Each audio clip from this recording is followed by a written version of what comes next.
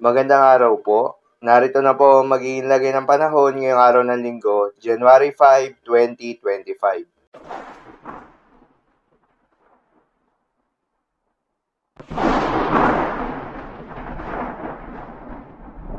Sa kasalukuyan na tayo sa pag-asa, northeast monsoon o hanging amihan pa rin ang patuloy na nakakaapekto sa may extreme northern Luzon. Dahil dito asaan yung maulap na kalangitan na may kasamang mga pag-ulan.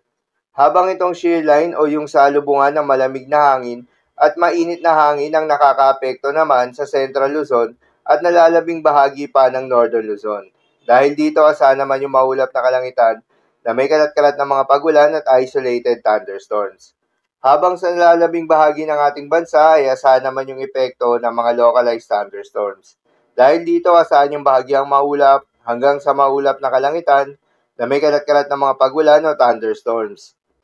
Magandang balita naman dahil ayon sa pag-asa ay wala tayong binabantayan na low pressure area o bagyo sa loob o malapit sa Philippine Area of Responsibility na maring makaapekto sa ating bansa hanggang sa susunod na 3 araw. Ngunit kailangan pa rin nating maging handa dahil ayon nga sa datos ng pag-asa, posibleng may isang bagyo na pumasok o mabuo sa loob ng Philippine Area of Responsibility ngayong buwan ng Enero na may tsansang maglandfall sa may Eastern Visayas o kaya naman sa may Caraga region. Ngunit posible din naman itong lumihis ng ating bansa. Dahil nga sa epekto nitong northeast monsoon, asahan ngayong araw sa Batanes at Babuyan Islands ang maulap na kalangitan na may kasama mga pag-ulan. Posible ang mga pagbaha o pagguho ng lupa dahil sa katamtaman hanggang sa kung minsan ay malakas na pag-ulan. Habang sa Cordillera Administrative Region, nalalabing bahagi ng Cagayan Valley, Aurora at Quezon ay asahan naman yung maulap na kalangitan na may kalat-kalat na mga pagulan at isolated thunderstorms. Dulot naman yan ng shear line. Posible rin ang mga pagbaha o pagguho ng lupa dahil sa katamtaman hanggang sa kung minsan ay malakas na pagulan.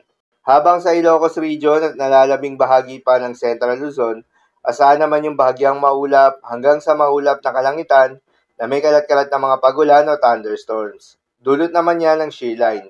Posible rin ang mga pagbaha o pagguho ng lupa during severe thunderstorms.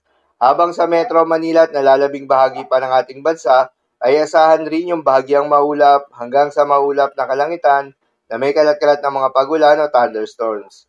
Dulot naman yan ng mga localized thunderstorms. Posible rin ang mga pagbaha o pagguho ng lupa during severe thunderstorms. Madalas nabobo ang mga thunderstorms na ito tuwing hapon o gabi na nagtatagal ng 1 hanggang 2 oras.